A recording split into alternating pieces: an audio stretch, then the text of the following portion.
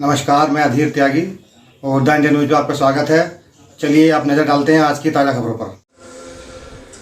हापुड़ में आज उत्तर प्रदेश सरकार के आबकारी मंत्री व्यापारियों द्वारा आयोजित सम्मेलन में शिरकत करने पहुंचे, जहां पर उन्होंने प्रेस कॉन्फ्रेंस के दौरान पत्रकारों के सवालों का जवाब देते हुए कहा कि 2024 में होने वाले लोकसभा चुनाव को मद्देनज़र रखते हुए अब तक 41 जगह पर व्यापारी सम्मेलन में शिरकत कर चुके हैं। आज भी हापुड़ में व्यापारी सम्मेलन में पहुंचे और उत्तर प्रदेश के सभी जनपदों में होने वाले सम्मेलनों में भी पहुंचेंगे। यहाँ पहुंचने का कारण यह है कि जिस तरह से व्यापारी हमेशा से बीजेपी की सपोर्ट करता रहा है, आने वाले 2024 के चुनाव में भी करेगा। देखिए हापुड़ से अधीर त्यागी की खास रिपोर्ट। सबसे योगी 2 की सरकार, योगी 1 की सरकार में भी उन्होंने हमारी पिछले 5 वर्ष सरकार चली, उस पर भी अच्छा कार्य किया। लेकिन योगी 2 की सरकार में जब 2022 में हमारी दोबारा सरकार बनी है, मैं आपको बताना चाहता हूँ कि 1.5 वर्ष के इस कार्यकाल में प्रदेश में एक भी कच्ची शराब पीने से या ऐसी कोई घटना, कोई मृत्यु की घटना नहीं हुई है प्रदेश में। इसका प्रत्यक्ष प्रमाण है कि हम सख्ती से काम कर रहे हैं, सख्ती से हमने कार्रवाइयाँ करी हैं और मैं आश्वस्त करना चाहता हूँ आपको कि आगे और भी सख्ती होगी। मैंने स्पष्ट निर्देश दिया हुआ है कि अगर किसी जनपद में कोई भी कमी पाई गई या ऐसी कोई घटना हुई तो फिर विभागीय अधिकारियों पे भी विभागीय कार्रवाई सुनिश्चित करी जाएगी। भाई, एक बड़ा घोटाला दिल्ली में हुआ है, आबकारी का घोटाला हुआ है और उसमें जांच में क्या दिक्कत है, किसी को क्या परेशानी है? अगर भ्रष्टाचार हुआ है तो जो एजेंसियां अपना काम कर रही हैं उन्हें काम करने दें। बेमतलब का आरोप प्रत्यारोप अगर आम आदमी पार्टी लगा रही है तो कहीं ना कहीं वो जैसे कहते हैं कि दाल में कहीं काला है। अगर वो निर्दोष हैं, अगर उन्हें लगता है कि उन्होंने कुछ नहीं किया तो फिर समस्या क्या है? आप जांच होने दीजिए, जांच होने के बाद सच्चाई सबके सामने आ जाएगी। आम आदमी पार्टी का साफ तौर पर कहना है कि जो इंडिया गठबंधन बना है उसके बाद से प्रधानमंत्री की नींद उड़ी है, उसी को लेकर के ये कार्रवाई। अरे आम आदमी पार्टी अपनी नींद बचाए, किसकी नींद उड़ी है और किसकी नींद उड़ी उस पर चिंता ना करे, वो पहले अपनी नींद बचाए। ये एक गंभीर विषय है जो हम लोग के हमेशा संज्ञान में रहता है और इस पर हम लोगों ने काफ़ी हद तक इस पर रोक लगाई है। कहीं कहीं कोई कार्रवाइयाँ हुई हैं जहाँ पे हम लोग को शिकायतें मिली हैं, जांच हुई है। और ओवर रेटिंग पे तो वैसे भी चाहे वो माननीय मुख्यमंत्री जी की तरफ से निर्देश मिलते रहते हैं, चाहे मैं अपने विभाग को निर्देश देता रहता हूँ, बहुत सख्ती से मैंने कह रखा है कि ओवर रेटिंग किसी भी कीमत पे बर्दाश्त नहीं किया जाएगा।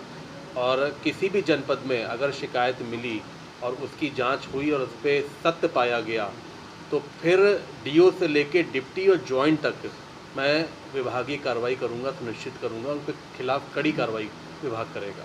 यहाँ पर राहुल जी हैं, संजय जी हैं, गोल्डी जी हैं, मंत्री जी तो स्वाभाविक योगदान रहा है। बिना व्यापारी के योगदान के सरकार हम पूर्ण बहुमत में नहीं बन सकती थी।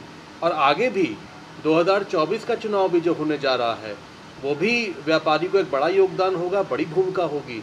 और आदरणीय प्रधानमंत्री जी के नेतृत्व में जब हम तीसरी बार चुनाव लड़ेंगे देश में, 10 वर्ष की हमारी केंद्र सरकार की उपलब्धियों के साथ, और अगर व्यापारी भी पूरे मनोभाव से जुट जाएगा तो निश्चित तौर पे भारतीय जनता पार्टी 300 से ज़्यादा सांसद जीत के तीसरी बार सरकार बनाएगी। तो भाजपा को चुनाव के समय ही क्यों व्यापारी याद है? देखिए, सबसे ज़्यादा प्रतिनिधित्व अगर व्यापारियों को राजनीति में अगर किसी ने देने का काम किया है तो भारतीय जनता पार्टी ने किया है। ये जो आपने सवाल किया कि भाजपा को केवल चुनाव में क्यों नज़र आते हैं, ऐसा नहीं है। राजनीतिक भागीदारी अगर व्यापारियों को दी है तो बीजेपी ने दी है। चुनाव लड़ाया है व्यापारियों को। नगर निगम, नगर पालिका के चुनाव को अगर आप देखेंगे तो प्रदेश में सबसे ज़्यादा भागीदारी व्यापारियों को ही दी गई है।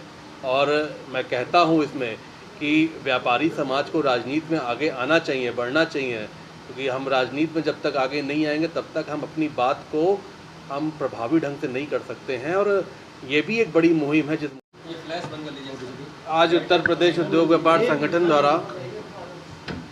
यार आप लोग, आज उत्तर प्रदेश उद्योग व्यापार संगठन द्वारा व्यापारी सम्मेलन का जो आयोजन हुआ है, मैं उसमें आज यहाँ हापुड़ में आया हूँ और पूरे प्रदेश में व्यापारियों के सम्मेलन कर रहा हूँ।